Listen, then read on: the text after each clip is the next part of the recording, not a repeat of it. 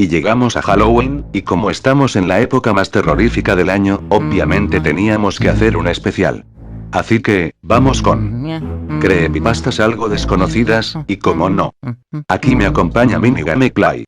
Así es amigos, van a tener un especial de Navidad, y esta vez no va a tener contenido de terror. Bueno, sin nada más que decir, empecemos.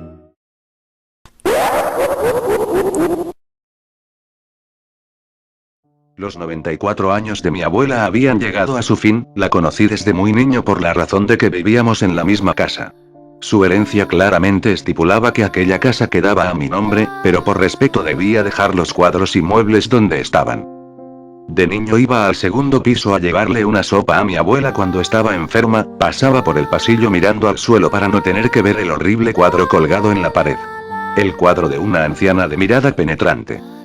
Nadie nunca me contó algo de ella, pero como exigía la herencia, no debía mover el espantoso cuadro de su lugar.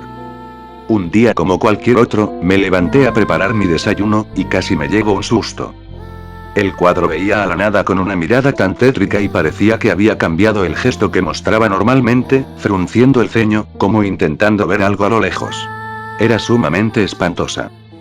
En medio del susto, solo reaccioné echándole una sábana encima, que quedó colgando de tal forma que cubría el cuadro. Durante todo el día me pasé por el pasillo sin tener que ver ese rostro mirándome. Ya al caer la noche, pude escuchar un ruido muy sigiloso. Al salir al pasillo para ver de dónde había provenido el ruido, pude notar que la sábana se había caído. Mi corazón dio un vuelco. Ahora el rostro de la anciana me estaba sonriendo de una manera macabra, mostraba sus malgastados dientes y se notaban exageradas arrugas en su rostro. Realmente no sabía por qué mi abuela apreciaba tanto a ese cuadro, y me intrigaba más que ella no lo encontrara horrible. Fue un martes por la mañana cuando casi me da un infarto por algo que llegué a ver. Estaba desayunando mi clásico café y emparedado de pollo, al momento noté una cabeza asomándose por el extremo de la puerta para verme. Pegué un grito que se debió haber escuchado en toda la cuadra, al mismo momento que grité, la cabeza se escondió rápidamente. Salí al pasillo a ver qué era lo que había pasado, pero no vi nada. Nada aparte de ese horrible cuadro, que de nuevo había cambiado los gestos de su rostro. Estaba seria. Yo sabía perfectamente que esa cabeza que había visto era la de esta mujer. No sé cómo, pero había estirado su cuello para vigilar lo que hacía. La noche siguiente decidí hacer algo más inteligente. Coloqué una cámara delante del cuadro, con la intención de comprobar si era de donde salió la cabeza, o si en verdad el cuadro hacía movimientos extraños. La dejé grabando 3 días, en los cuales salí fuera de Lima a otro departamento de mi país. Al tercer día, subí directamente al segundo piso para ver las condiciones del cuadro y de la cámara. El cuadro cambió una vez más, ahora estaba enojada, tenía una expresión llena de rabia y de furia, sus ojos brillaban de odio y por qué.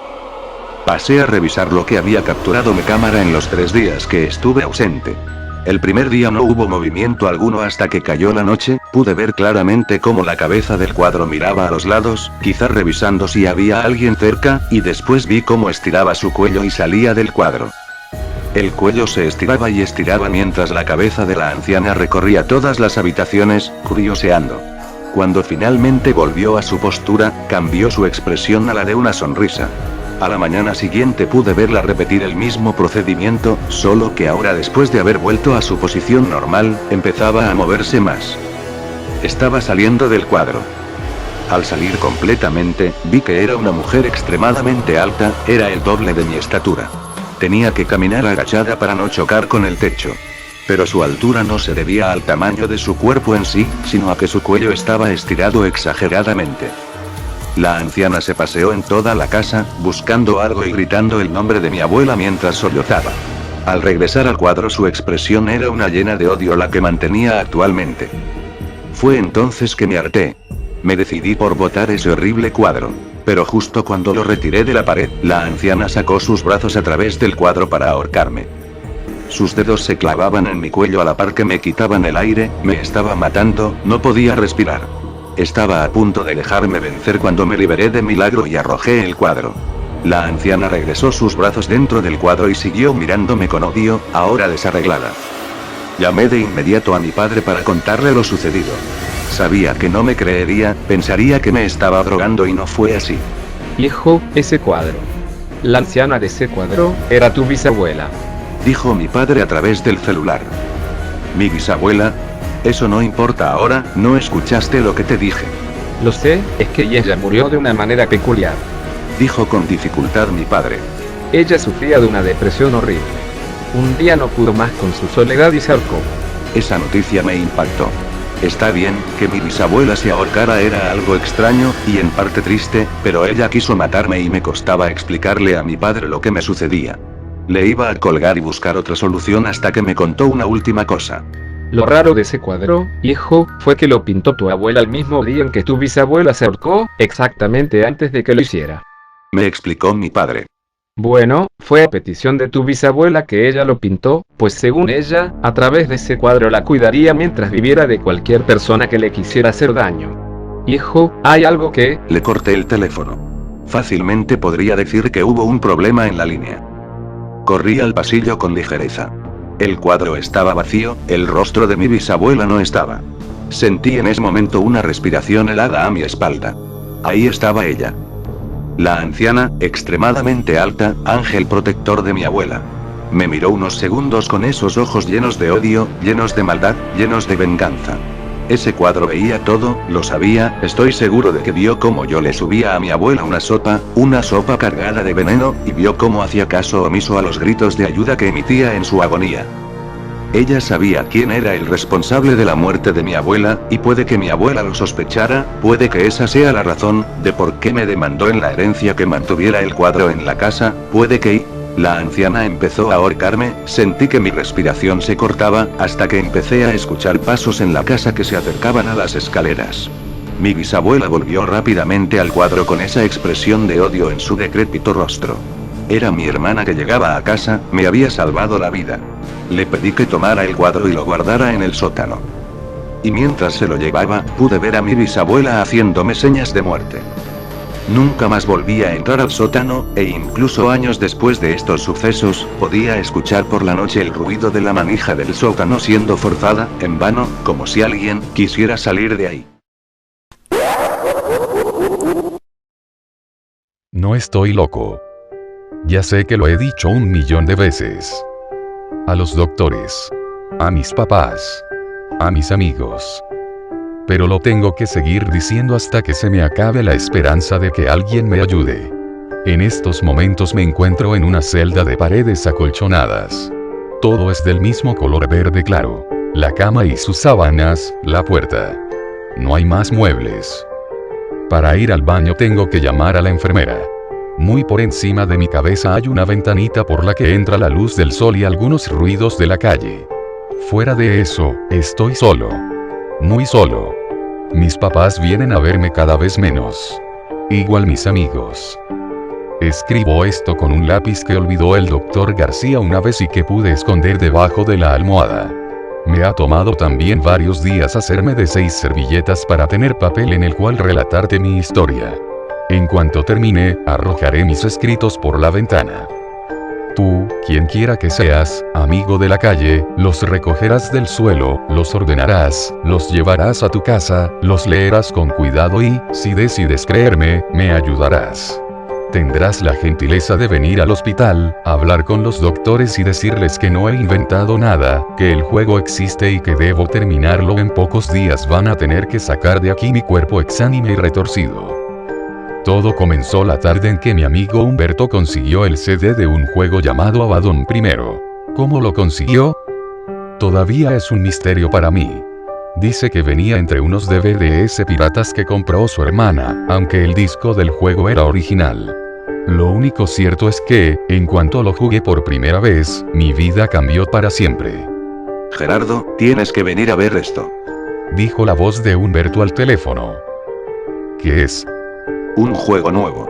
Está y no te lo puedo ni explicar. Estoy haciendo la tarea de geografía. O me dices de qué se trata o no voy. Pues no vengas. Ojalá le hubiera hecho caso. Ojalá hubiera preferido terminar mi tarea. Después de varios minutos de intentar concentrarme, acabé por rendirme.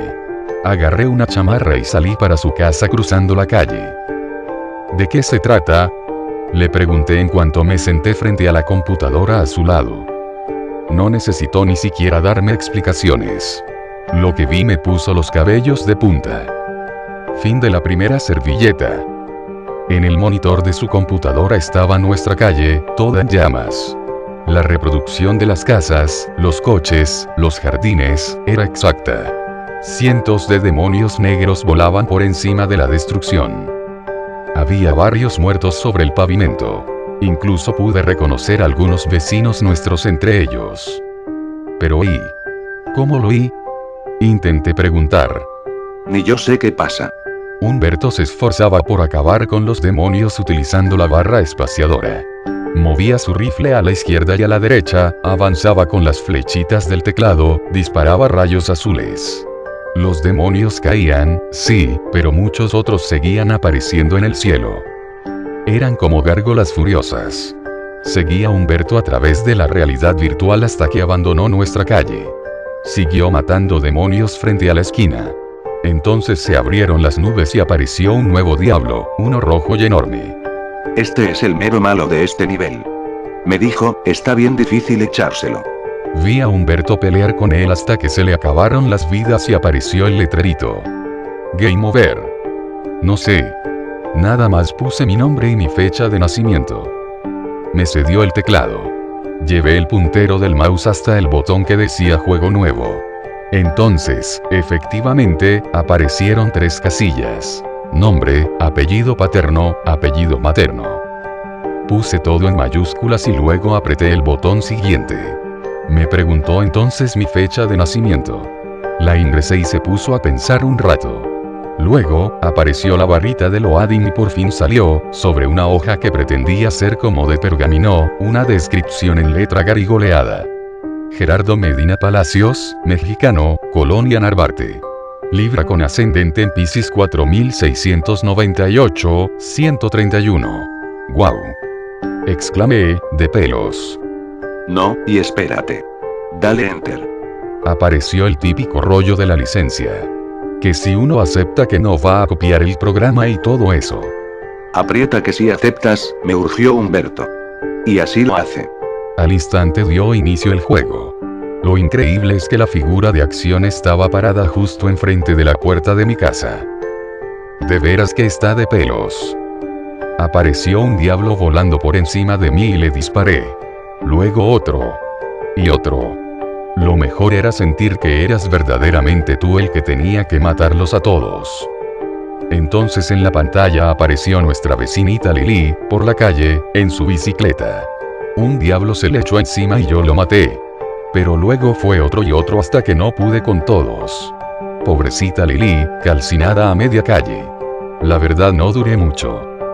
Como en 5 minutos acabaron conmigo, pero el juego estaba buenísimo. Aparecieron los mejores puntajes del día. Humberto Gómez Fernández 4604, 7 en los primeros lugares. Gerardo Medina Palacios 4698, 131 hasta el final. ¿Qué son esos números que pone enfrente de nuestro nombre? No sé. Los ha de inventar. Yo creo que es como el Google Earth, que te deja ver tu casa desde el espacio, ¿no? Sí. Yo creo que utilizan ese mapa para hacer una copia de todas las calles del mundo. ¿A poco no está súper de pelos? Las manos me sudaban. Era, por mucho, el mejor juego que había jugado en toda mi vida. Humberto se dio cuenta de lo que me pasaba por la cabeza. El examen de mate, dijo de pronto. ¿Qué? Que ya te hice una copia. Pero te cuesta el examen de mate. ¿Me vas a dejar copiarme? Es un trato. Al salir de su casa, una sola cosa me llamó la atención. En la calle estaba Lili sobre su bicicleta. Me hizo sentir escalofrío. Estaba en el mismo lugar en el que, dentro del juego, la habían atacado los demonios y convertido en cenizas. Me dio gusto verla viva y jugando. Fin de la segunda servilleta. Inserté de inmediato el disco en mi computadora. Y aunque el juego me preguntó mis datos otra vez, no me salió el rollo de la licencia. De todos modos, no le di importancia a ese detalle. Estuve como hasta las 12 de la noche jugando. Todavía no podía creer lo bueno que estaba. Me había pasado por todos los lugares de la colonia. Incluso me metí a nuestra escuela y desde ahí disparé contra los diablos. Cuando aparecía el diablo rojo por entre las nubes lo enfrentaba, sí, pero siempre perdía. Gerardo, no me digas que sigues jugando. Fue el grito de mi mamá que consiguió que por fin apagara la máquina y me fuera a la cama. Al otro día, después de clases, volví a jugar. Y así lo hice todos los días hasta el fin de semana. El problema era que no podía matar al diablo rojo con nada. Ni siquiera encerrándome todo el sábado y el domingo pude hacerlo. Por eso empecé a sospechar que el juego no tenía más que un nivel. Se lo dije a Humberto el siguiente lunes en la escuela. Ya no lo estoy jugando. Ya me aburrió. Me dijo. Además, me he estado sintiendo mal del estómago y me marea la computadora. Me sentí decepcionado. No era un juego cualquiera y Humberto era mi único cómplice. Tendría que seguir por mi cuenta. No obstante, sí le pedía ayuda en algo. Préstame el disco original. ¿Para qué? Dijo, apretándose el estómago y mirando hacia los lados con angustia. Parecía que algo en el ambiente le causaba temor. Quiero buscar información en internet. Es que no logro vencer al diablo y ya me desesperé. Llevo una semana entera jugando y no avanzo. En la tarde fui a su casa por el disco. Mi amigo estaba verdaderamente mal, tenía fiebre y la mirada extraviada. Deberías ir al doctor, le dije. Ya me llevó mi mamá. Pero el doctor dice que se me tiene que pasar pronto porque no tengo nada. Me dio el disco y lo dejé solo. La verdad es que no había mucho en qué fijarse. Decía Abaddon primero hasta arriba. Tenebrae en la parte inferior. Y una secuencia de letras y números en medio. 4QRTPP. Ninguna empresa responsable ni nada. Comencé a sentir que algo había de malo en todo eso. Primero busqué en internet Abaddon primero. Me salieron muchos resultados de un grupo de rock que así se llamaba, Abaddon. Luego, información de Abaddon, que es el jefe de los demonios de la séptima jerarquía, mejor conocido como el Exterminador. Pero el juego, nada. Luego puse Tenebrae y solo me enteré de que es algo que usan para hacer juegos de acción en primera persona, o sea, esos juegos en los que ves la pantalla como si fueras tú el que estás adentro. Como última opción, puse las letras y números. Menos. El buscador no arrojó ninguna página. Me fui a dormir, pensando que yo también acabaría por renunciar al tonto juego. Fin de la tercera servilleta. Al día siguiente la maestra nos dio la mala noticia. Casi todos los chavos lloraron. Yo, en cambio, no podía creerlo. Había estado en su casa el día anterior, tenía muchas cosas que alguna vez me había prestado y que nunca le regresé de cuando éramos más chicos. Su Max STL, algunas cartas de Yu-Gi-Oh! Su colección de tazos. Era imposible. Saliendo de la escuela corrí a su casa pero nadie me abrió. Después me dijo mi mamá que todos se habían ido al velorio. Me preguntó que si quería ir, pero la verdad me sentía en shock.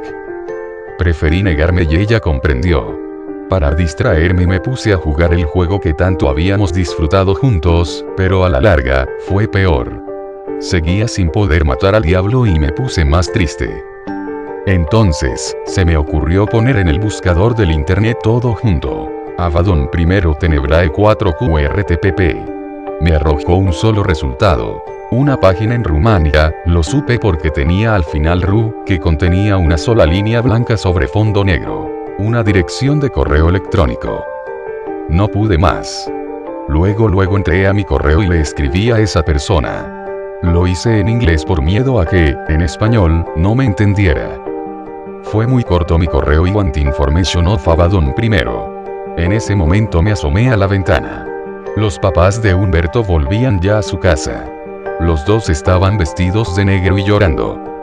Me sentí horriblemente mal. Yo no sabía que un chavo de 13 años se pudiera morir de un simple dolor de panza. Cuando volví a la máquina, todavía no había respuesta del correo. Me puse a jugar otros juegos, uno de carreras y coches y el de Civilization. A los 3 días volví a jugar el Abaddon. Hasta entonces me di cuenta de un horrible detalle. Fue como a la 4ª vez que comencé el juego. En la ventana del cuarto de Humberto, en la casa de la realidad virtual de la computadora, se veía la cara de un muchacho. Un muchacho triste que no me quitaba la vista de encima. Estuve contemplando tan espantosa imagen hasta que uno de los diablos me atacó con su fuego y caí. En cuanto apareció el letrero de Game Over, cerré el juego. El corazón me latía a 1000 por hora. Entonces, al cerrarse la ventana de Abaddon, apareció detrás el mensajito de que tenía varios correos pendientes. Quise distraerme con mis nuevos mensajes, pero me fue imposible. Entre 2 correos de 2 chavos de la escuela, estaba uno que venía de una cuenta de Rumania. Le di un clic con la mano temblorosa. Ya no se trataba solo de entender el juego, de cómo vencer al diablo mayor y eso, ahora también debía comprender lo que había visto en la computadora y que me había dejado helado. La información está en el crucifijo.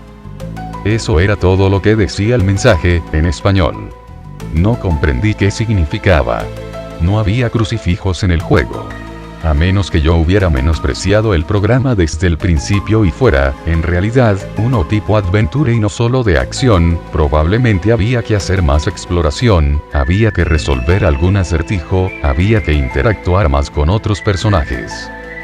Tomé la decisión de entrar de nuevo y hacer lo único que me parecía sensato: correr hasta la iglesia de la colonia. Traté de no contraatacar a los demonios. Preferí huir de ellos. Sin embargo, al acercarme a la iglesia, era constantemente rechazado por ella, como si un campo de fuerza la rodeara. Esperé a ser consumido por el fuego sin que se me ocurriera nada de nuevo. Apagué la computadora y fui a la ventana de mi cuarto. Desde ahí observé la ventana de la habitación de Humberto, pasando la calle. Las cortinas estaban quietas. Su cama se veía todavía tendida. Me fui a dormir. Pero durante toda esa semana tuve horribles pesadillas. Y cuando despertaba de ellas, no podía evitar correr a la ventana y mirar hacia el otro lado de la calle. Estaba seguro de que me iba a encontrar con los ojos de un muchacho triste con el que en otro tiempo jugaba al fútbol y a las maquinitas. Fin de la 4ª servilleta. A los pocos días mis papás se dieron cuenta de que yo no estaba bien. ¿Qué es eso de Regnat Abaddon? Me preguntó una noche mi mamá después de merendar. ¿Por qué? Le pregunté, temeroso. Ni yo sabía qué significaba. Porque ya van varias veces que lo gritas en los sueños, hijo. ¿Viste alguna película que te impresionó? ¿O es por lo de Humberto? No supe ni qué contestarle. Pero sí me di cuenta de que no podía seguir así. Fui a mi cuarto y rompí el disco original. Luego, hice lo mismo con mi copia. Y cuando estaba a punto de desinstalar el juego de mi computadora, comprendí. Inicié entonces el juego. No pude evitar mirar hacia la casa de mi amigo en la pantalla. Su rostro parecía querer decirme algo a la distancia, pero se veía que le resultaba imposible. Al instante, los diablos comenzaron su ataque. E hice lo único que sabía que nunca había hecho antes: abrir la puerta a mis espaldas y entrar a mi casa. Me dio miedo. Todo en el interior de mi casa era idéntico a como era en la vida real. Incluso estaba oscuro. Así que caminé por el pasillo y subí por las escaleras. Pude ver de reojo, a través de la puerta de mi habitación, que alguien jugaba con la computadora. Como te imaginarás, preferí no entrar. Y yo, en la vida real, también preferí no mirar hacia la puerta. Luego, dentro del juego, fui al único crucifijo que hay en la casa. Uno que está en el cuarto de mis papás. Ahí, frente a él, se me develó el secreto. Letras azules brillantes flotaban frente a él. El primer número es la distancia de la oscuridad al día del contrato. El segundo número es la distancia del día del contrato a la oscuridad. Al vencer a Abaddon se vuelve a la prórroga inicial. Eso era todo lo que decía. Estuve viendo el mensaje por tanto tiempo, tratando de descifrar el significado, que casi ni vi el arco que se encontraba bajo la cruz. Un arco luminoso y azul con una sola saeta. Supe que con esa flecha podría vencer a Abaddon. Miré el reloj de la computadora. Pasaban de las 12 de la noche. ¿Cómo había transcurrido tanto tiempo? ¿A qué contrato se refería el juego? ¿Qué era eso de la oscuridad? Abandoné la computadora y corrí a la recámara de mis padres. Dormían. Debajo del crucifijo no había nada, ni leyenda alguna flotando sobre este. Comencé a llorar. Hijo, ¿estás bien? Me preguntó mi mamá, de pronto despierta. Sí, mi mamá. Es que tuve un sueño feo otra vez. Fin de la quinta servilleta. Volví a mi cuarto, pero alcancé a escuchar que mis padres conversaban preocupados. En la pantalla, uno de los diablos había entrado a la casa, había acabado conmigo y había aniquilado el arco luminoso. Game over, titilaban las letras rojas sobre el fondo negro del monitor. Al día siguiente no quise ir a la escuela, le dije a mi mamá que me sentía mal. Estuve todo el tiempo entrando al juego y volviendo al lugar del crucifijo. El arco ya no se veía por ningún lado. La cara de Humberto tampoco. Los diablos me atacaban por rutina. Yo me defendía sin ganas. Desesperado, volví a escribir a la cuenta de correo en Rumania. Solo obtuve respuesta hasta que puse, en mi petición, la firma que me asignaba el juego. Libra con ascendente en Piscis 4698, 131. Tan joven eres, Libra. Dijo el destinatario en el primer correo. ¿Cómo lo supo? Tengo casi 14 años, contesté. El primer número te separa de la primera oscuridad, es decir, los días de distancia que hay hasta tu nacimiento. Dijo en un segundo correo. Temblé. No me fue muy difícil suponer a lo que se refería el segundo número. A Humberto le había salido un 7. Se me salieron las lágrimas. ¿A qué se refiere lo del contrato? Pregunté. A las cláusulas de inicio, cuando jugaste por primera vez. ¿Qué no las leíste? Entregabas tu prórroga inicial por la que Abaddon quisiera concederte. Mi prórroga inicial. El día señalado de tu muerte. Abaddon escoge otro para darle interés al juego. Cuando vences al Señor de la Destrucción, él te devuelve tu día señalado. Y se acaba el juego. Tú tienes suerte, Libra. No a muchos les da 131 jornadas para vencerlo. Entonces entró un diablo por la ventana. No me atacó con fuego, solo me empezó a atormentar subiéndose en mi espalda, arañándome con sus garras y sus colmillos. Mis gritos hicieron entrar a mi madre al cuarto. Gerardo, ¿qué te pasa? ¿Qué tienes? Al día siguiente me trajeron aquí, a este cuarto de hospital en el que, por lo menos, los diablos no me atormentan. Solo vuelan por el cielo sin perderme de vista. A veces, solo a veces, se asoman por la ventana. Se me termina el espacio. Si crees que vale la pena, amigo de la calle, haz lo posible porque me permitan volver al juego y acabar con Abaddon. Sé que en algún otro crucifijo debe estar el arco luminoso para terminar con él. Tengo miedo. Estoy cansado de sentirme tan solo. Fin de la sexta servilleta. Grupo de 6 servilletas encontrado en los jardines del Hospital Psiquiátrico Infantil y entregados por el Dr. Jorge García, médico de guardia, a los padres de Gerardo Medina Palacios a los pocos días de su deceso.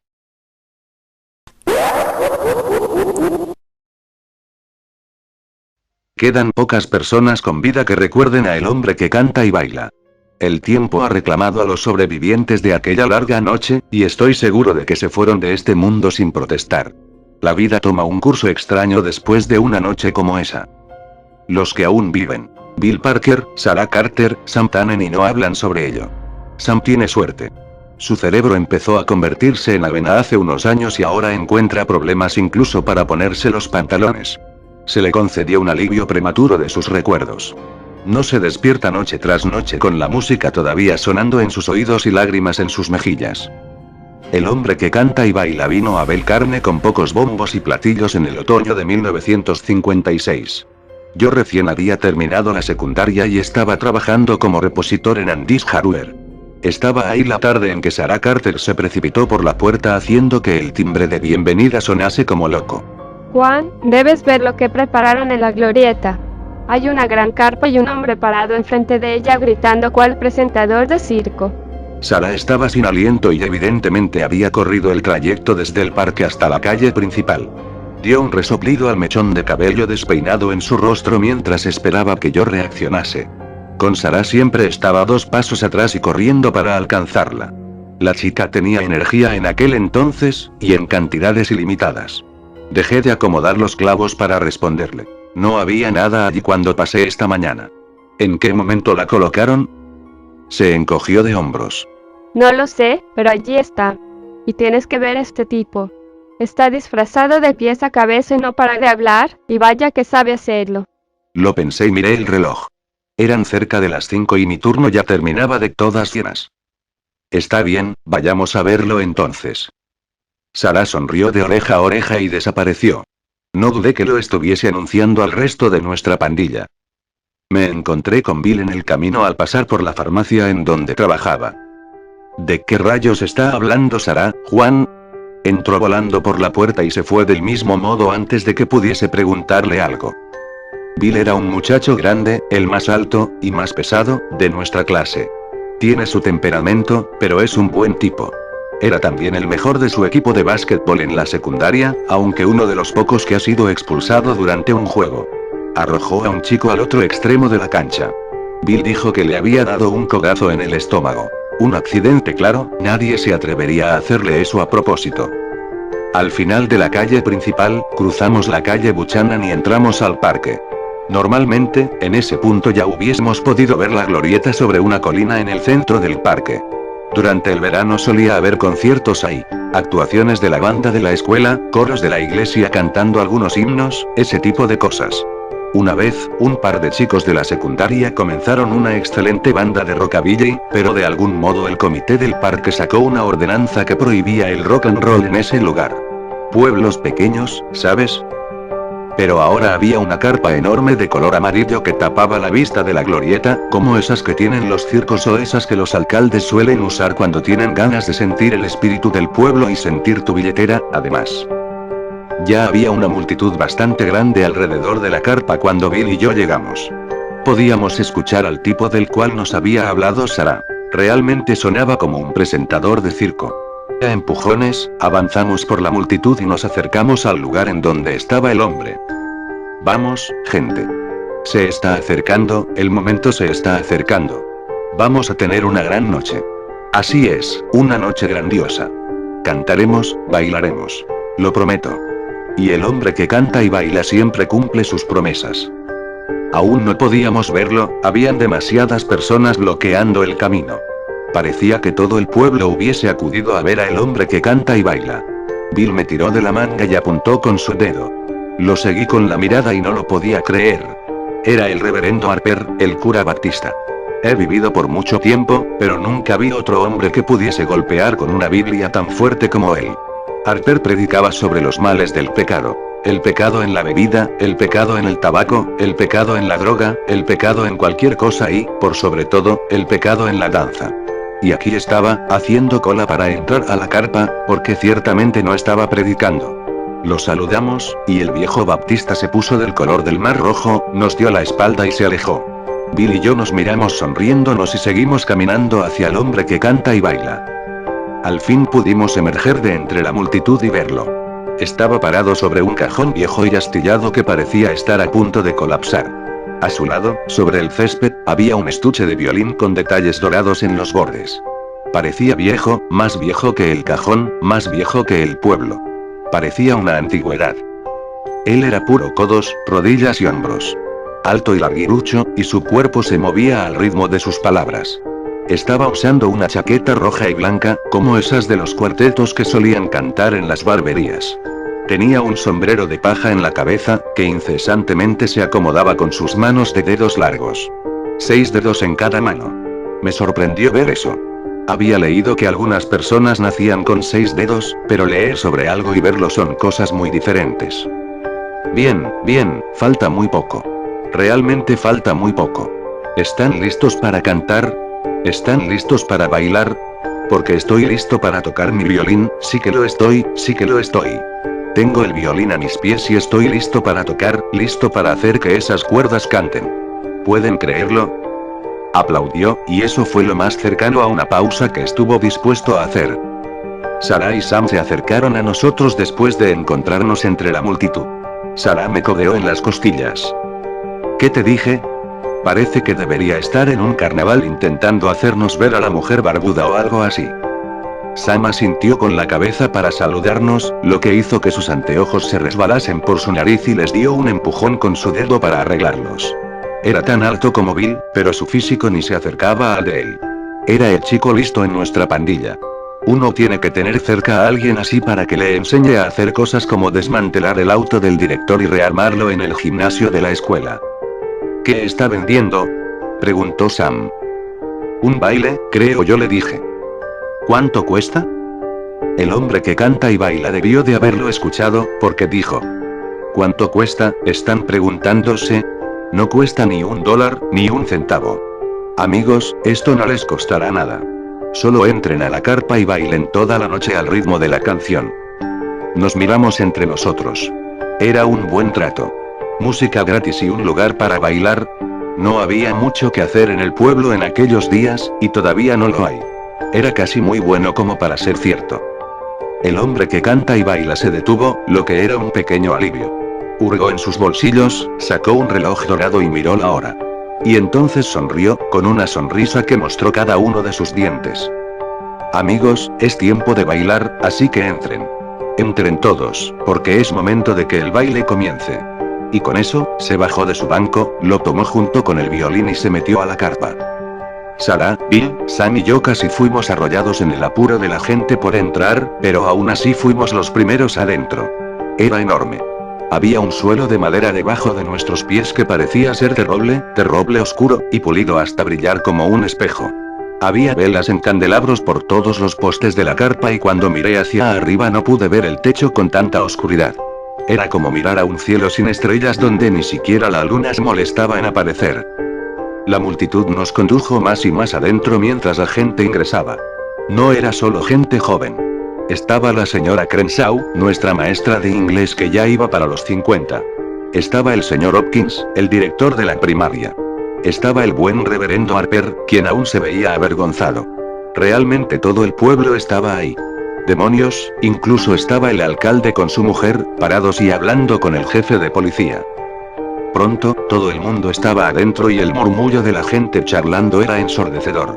Todos buscábamos a el hombre que canta y baila para saber en dónde se había metido. Nadie miró hacia arriba, así que nadie lo vio hasta que hizo sonar las cuerdas del violín con su arco. Allí estaba, en el medio de la carpa, sentado en una pequeña plataforma de madera a aproximadamente 6 metros de altura. Dios sabrá cómo logró subirse ahí, porque la verdad que no había ninguna escalera que llevase hasta arriba. Dejó caer sus pies por la orilla de la plataforma y tomó su violín con una mano y su arco con la otra. Tanto el arco como el violín parecían estar hechos de la misma madera oscura del piso, y brillaban a la luz de las velas como si estuviesen vivos.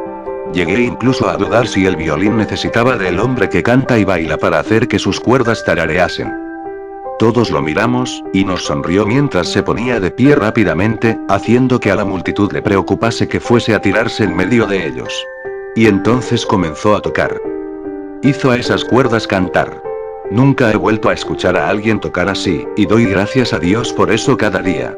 Aflojaba las articulaciones y aturdía la mente. Sentías la necesidad de mover todos los huesos. Tomé la mano de Sarah y comenzamos a bailar por el suelo de la carpa, y todo el mundo nos siguió. Algunos con pareja, otros solos. Algunos bailando cuadrillas, otros bailando el vals y otros bailando twist.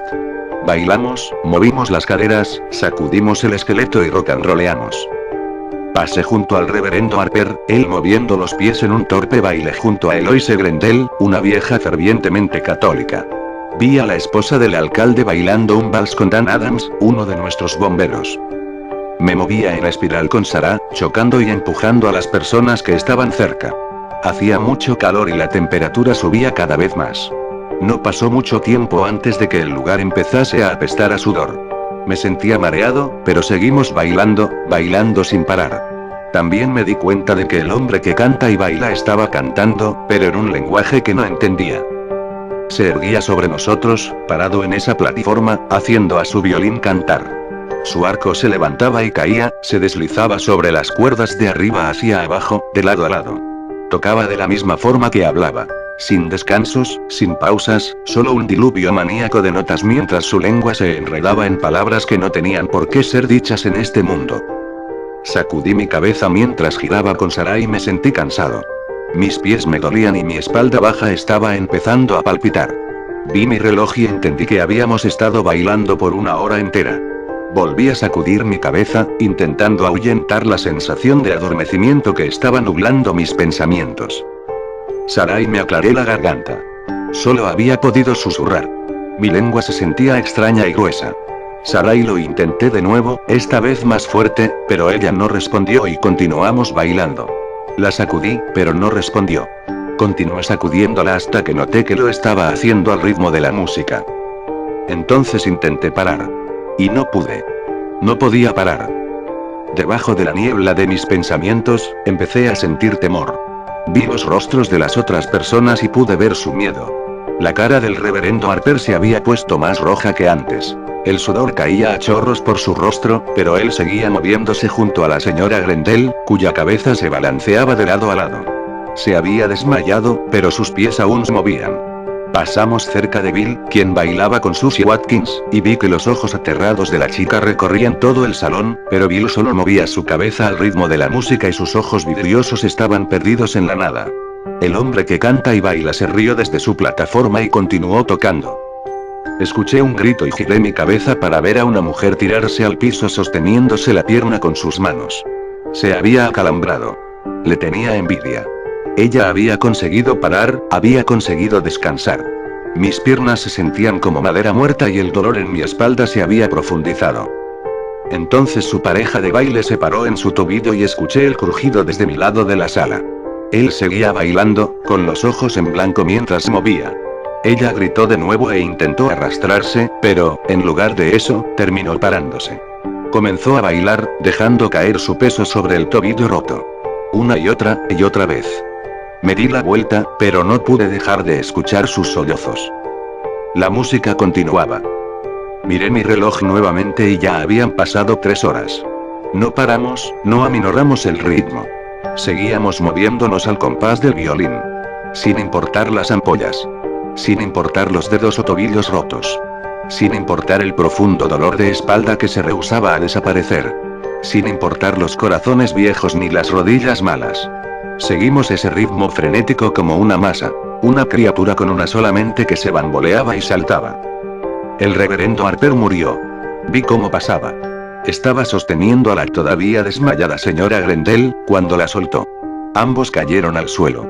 Él se retorció una vez, sus pies atinaron un súbito ritmo staccato, y luego se quedó tieso. La señora Grendel se levantó y siguió moviéndose. Yo miraba a Harper mientras bailaba, intentando ver si respiraba. No lo hacía. Les juro que no lo hacía. Pero aún así se levantó. Estaba muerto, pero aún así se levantó y empezó a bailar de nuevo. Se dio vuelta para verme, y sonrió con la misma sonrisa del hombre que canta y baila. Sus ojos estaban rojos, llenos de la sangre de lo que sea que se hubiese roto en su cerebro. Harper no fue el último. Probablemente no fue el primero. Los viejos y enfermos fueron los que más pronto caían. Agotamiento, ataques al corazón, hemorragias en algún lugar del cuerpo. Murieron. Y entonces se levantaban y seguían bailando, sonriendo con esa sonrisa. Pasé cerca de Sam y Lizzie. Él había perdido sus anteojos. Sus ojos movían por todo el lugar, totalmente conscientes. Miré su pierna y vi una quebradura expuesta que rasgaba su jean. Dejaba tras de sí un rastro de sangre y, cuando giraba, manchaba a las personas que estaban a su alrededor. Se paraba en esa pierna rota, saltaba sobre ella. Todo al ritmo del violín. El olor de la sangre se mezcló con el del sudor y ya no podía respirar. El aire era denso y por todas las direcciones escuchaba llantos, gritos, aunque nada acallaba el sonido del violín o del canto del hombre que canta y baila. Y entonces se detuvo. Bailé un último paso y luego me hice parar. Miré hacia arriba, todos lo hicimos. Él estaba mirando su reloj de bolsillo. Está bien, amigos. Es todo por esta noche. El baile ha terminado y la mañana ha llegado. Pueden irse si es que pueden caminar, y deberían caminar rápido porque este hombre que canta y baila se está yendo. Nos quedamos de pie allí, como aturdidos. Empezamos a caminar hacia la salida de la carpa. Nadie corría, porque nadie podía hacerlo. Era un milagro que pudiésemos caminar. Sarah se me adelantó y se fue, pero yo me quedé. Me di vuelta y vi al menos 20 personas que aún estaban paradas allí, entre ellas Harper. Todas estaban sonriendo. Se mantuvieron de pie sin dar señales de querer irse. Vete, amigo. Ya tengo lo que quiero, pero me encantaría añadirte a mi colección si te quedas aquí por mucho tiempo. Lo miré y lo vi sonreír. Entonces le di la espalda y dejé la carpa. Cuando me volteé de nuevo, todo había desaparecido, incluida la gente que estaba adentro. Esa es la historia de lo que ocurrió. Los otros no la dirán o pretenderán que nunca ocurrió. Sin importar las 21 personas que desaparecieron esa noche, entre ellas la esposa del alcalde. Prefieren no pensar en ello. Sara y yo llevamos a Sam al hospital en el pueblo vecino, lejos de las personas que sabían qué había ocurrido. Tuvieron que quitarle la pierna. Sam ya era una persona callada y luego de esto lo fue aún más. No se mueve mucho últimamente, solo se sienta en el frente de su casa con un bastón en su regazo y masajea el muñón con su mano. Dice que le molesta en las noches frías, y en las cálidas, y en las húmedas, y en las secas. Bill dejó el pueblo y se unió a la armada, se quedó lo suficiente como para pelear en Vietnam y ganó un puñado de medallas. Volvió y sentó cabeza para beber, y beber mucho. Si quieres encontrarlo, puedes hacerlo en el bar de Eddie Dixon. Aunque no importa cuán borracho esté, no va a querer hablar de esa noche. Ninguno de nosotros supo mucho de Sara después de eso. Parecía estar bien, pero ella siempre parecía estarlo. Dejó el pueblo y comenzó la universidad, pero al igual que Bill fue arrastrada de vuelta de Bell Carne. Ahora enseña inglés en la secundaria del pueblo. Y yo me quedé aquí, en ferretería. Incluso la administré por un tiempo, pero ahora no hago demasiado. Solo me siento con Sam y a veces hablamos de algunas cosas. No tan a menudo, sin embargo, porque si me quedo hasta muy tarde o mucho tiempo, veré sus ojos llenarse de lágrimas mientras se encierra en sí mismo. Y podré escucharlo tararear un pequeño fragmento de una canción, y los cabellos de mi nuca se erizarán y sentiré escalofríos recorrer todo mi cuerpo. Entonces, sé que mi pie empezará a golpetear el piso de madera siguiendo un pequeño ritmo, y una amplia sonrisa se dibujará en el rostro de Sam. La sonrisa del hombre que canta y baila. Grabación de un celular encontrada en el lugar del fallecimiento. El sujeto graba lo siguiente en forma de lo que parece ser una última declaración. 2 días antes el sujeto había milagrosamente sobrevivido a un extraño incidente. Desde siempre he creído que mi razón me ha estado ocultando de lo que me rodea, imaginaba mi mente como una delgada sabana que al romperse descubriría mi locura. Mi imaginación era tan grande que cientos de ideas diferentes atravesaban mi mente cuando estaba a punto de dormir y veía la oscuridad, que para mí ocultaba algo siniestro. Pienso que es normal, ¿no? Ese escalofrío que todos sentimos al encontrarnos indefensos en la oscuridad, porque cuando el sentido de la vista se pierde, los demás sentidos se agudizan, pero no solo los sentidos se intensifican, también lo hace el temor de que hay algo justo ahí, algo que está observando, algo que hace que te cubras con la sábana hasta que te vence el sueño, y eso es lo que te hace poner atención a los sonidos. Yo soy alguien que presta mucha atención a los detalles, a los pequeños ruidos nocturnos, como el caminar de los insectos o el ruido de este agitado viento de enero que es como un susurro que no quiero escuchar, casi parece una frase, un murmullo tan real, pero también lo es el viento en sí, pero ya no quiero oír más porque no distingo bien entre la realidad y la fantasía, lo que sea que fuese no quiero vivirlo ya. El recuerdo del suceso lo hace más insoportable, pero no puedo omitirlo porque ese recuerdo está ahí. Puedo verlo con claridad porque yace en la sombra de lo que yo alguna vez fui o amé. Está en cada persona, lugar o cosa con la que tengo contacto. Hace ya un día que me he aislado de todo por esa razón, pero el maldito sigue ahí, ya está en mi persona, ya está en lo más profundo de mi cabeza, ya no puedo escapar. Se está haciendo más palpable cada hora, cada minuto. Su presencia invade más y más mi persona conforme pasa el tiempo. Solo puedo esperar a que la locura me haga cometer el suicidio. Espero con ansia ese momento. Espero que ya acabe este castigo que me acerca a la cumbre de la agonía y me aleja poco a poco del razonamiento convencional. Todo esto está pasando por aquel suceso, el cual solo sigo repasando en mi cabeza. Es la única cosa que me distrae de verlo, es por desgracia, el motivo de mi vigencia en este mundo. Esa memoria parece tan lejana por mi demencia, pero tan real cuando la pienso que mi realidad está empezando a colapsar. Enloquezco cada vez que pienso en el suceso, pero aún así es mejor que recordar la terrible imagen de esa cosa, pues no me atrevo a llamarlo humano, esa sonrisa tan blanca como mi mente después de haber sido asaltada por tan traumática imagen, su triste pero eufórica sonrisa se dibujaba retorciéndose en su rostro murmurando palabras ininteligibles sin articular gesto alguno, chorreando minúsculos hilos de sangre que se desprendían de sus alterantes y punzantes labios que llegaban hasta el último filo de esos brillantes dientes, ávidos de alimento. Allí estático, mirándome fijamente con sus penetrantes ojos que reflejaban a la muerte, vacíos y brillantes como espejo, ojos que escudriñaban los míos como si quisieran extraerme el alma misma, he quedado perplejo al ver esos ojos, porque ellos han escondido el secreto que me ha perturbado durante toda mi vida, y sé que no soy el único. Cada vez que intento decirlo siento una falta de oxígeno tan severa que debo parar y al igual que en el accidente no termino de ahogarme. Cállate. Calla esa maldita risa, deja de sonreír, mátame de una vez, por favor mátame de una vez. Para de una vez. Mátame ya. Lo estoy viendo de nuevo, el suceso se está repitiendo. Me ahogo. Me ahogo y ahí está él. Se está repitiendo. Se está repitiendo. Ayúdenme por favor. Yo como policía me di a la tarea de describir el trozo de audio que no escucho el resto del equipo policíaco. Se escucha la voz llorosa y con inmenso terror, un terror inexplicable, más que una fobia a la muerte, una voz que parece cortarse por el horror, que parece estar siendo callada por el miedo. El sujeto parece estar en agotamiento extremo, parece carecer de oxígeno y da la sensación de estar siendo ahorcado con una brutalidad tan alta que pequeños gritos y súplicas surgen de vez en cuando, pero solo de vez en cuando porque se escucha el ajetreo en su garganta, se escucha que la saliva en su garganta hace sonidos como los que alguien haría si se estuviera ahogando, aunque no se escuchen ruidos violentos alrededor que lo justifiquen. Solo se escuchan sus gritos, gritos que ya no son de ayuda, sino, de desesperación, como los que haría un cerdo cuando lo están matando. Gritos que en ocasiones son agudos y que no se cortan después de al menos unos cuantos segundos, pareciera que lo sueltan por breves periodos de tiempo para alargar su muerte, alargar su pena.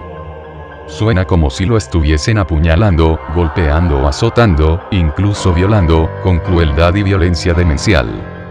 Son gritos de un dolor inmenso. De gran maltrato, pero solo se escuchan sus pesares, y se intensifica la risa. El sujeto parece no estar respirando y su voz está seca, su voz está siendo modificada poco a poco por la de un demonio en pleno acto de castigo y está siendo opacada por esa risa. No es una risa cualquiera. Esta risa es muy grave y parece correr en cámara lenta, es una risa distorsionada por rugidos imposibles de hacer por cualquier animal, imposibles de describir con detalle. La risa está haciéndose más aguda y más monstruosa, acto que parecía imposible. Es una risa con gritos y otros sonidos hechos por gente en dolor profundo. Una risa que ataca al oído de tal manera que es insoportable. Esta risa es demoníaca y está llena de perturbadores ruidos que se mezclan en unísono. Los gritos del sujeto ya son muy parecidos a los de la risa, lo siguiente que pasa en la cinta es lo más perturbador. El sujeto ha empezado a reír junto con él y... Es todo lo que puedo decir sobre la grabación del fallecido, y al indagar más profundamente en el lugar del incidente he encontrado algo que me ha dejado sin palabras. La imagen habla por sí misma. Un dibujo que al mostrársela al resto del personal decidieron darle caso cerrado al asunto, a pesar de que pruebas como aquellas huellas de sangre en la parte superior de la pared donde se encontraba la cabecera del sujeto eran más que suficientes. A partir de ese momento todos los documentos referentes al caso además de las fotos de la escena fueron censurados y puestos en archivo confidencial, pero por alguna extraña razón yo decidí continuar. Este dibujo fue con lo que pude dar seguimiento al tema. Estoy cansado y ya es hora de regresar a mi casa donde finalmente puedo descansar, el caso me afectó demasiado y necesito dormir un poco, yo no tengo la culpa de que el chico haya acabado así. El policía regresó tarde a casa solo con ganas de dormir. Observó su habitación iluminada y se decidió a apagar la luz. Se introdujo en su cama después de quitarse los zapatos, se recostó en la suave almohada y perdió la conciencia al cerrar los ojos, fue entonces cuando lo vio. En su horrenda pesadilla el ente se asomó por encima de la cabecera y lo vio con los mismos ojos con los que miró a aquel pobre muchacho y le reveló el secreto que se escondía en su mirada, el que no podía ser contado. Despertó de un sobresalto en un intenso pavor por lo que vio. Unos instantes después su calma regresó al notar que era solo una pesadilla, pero fue entonces cuando escuchó ese susurro, el mismo susurro que escuchó aquel chico, aquel que lo torturaba de noche y comprendió lo que le esperaba. Giró lentamente la cabeza hacia un costado y encontró su final acostado junto a él. Ahora comprendo lo que quiso decirme. Debiste dejar la luz encendida. Estoy despierto y estoy solo en casa, mis padres acaban de salir hace unos minutos, me dejaron una nota diciendo que no entré al cuarto de ellos. Al leer eso me dio curiosidad, traté de contenerme, pero es muy tarde, ya estoy adentro, el cuarto se encuentra muy frío, veo todas las cosas en el suelo, como si hubiese habido una pelea en el cuarto, las paredes están rasguñadas y muy maltratadas, espera. Parece como si detrás del tapiz hubieran escritos, sí. Son símbolos, silencio. Escucho ruidos, me meteré debajo de la cama, Mi cabeza, he chocado con algo ¿qué es esto? ¿Es un libro? Toc. Toc. Toc. Están tocando la puerta, no sé si pararme y abrirla o mantenerme oculto debajo de la cama. Han pasado ya 2 horas, no quisiera abrir el libro, pesa demasiado y tiene un líquido quisquilloso. El sonido ha cesado, iré a abrir la puerta. Mi cuerpo apenas responde, me muevo de manera extraña, tiemblo, o al menos eso creo. Estoy girando la perilla, jalo. Mi sorpresa es que no hay absolutamente nadie, no espera. Encontré una nota. Esta dice: Querido hijo, lamentamos esto, pero no debiste entrar a nuestro cuarto. El FBI encontró el cadáver de un niño y un libro como evidencia. Este libro tenía fotografías de otros niños los cuales los habían reportado como desaparecidos. En cada fotografía había símbolos raros. El libro estaba escrito en un idioma desconocido.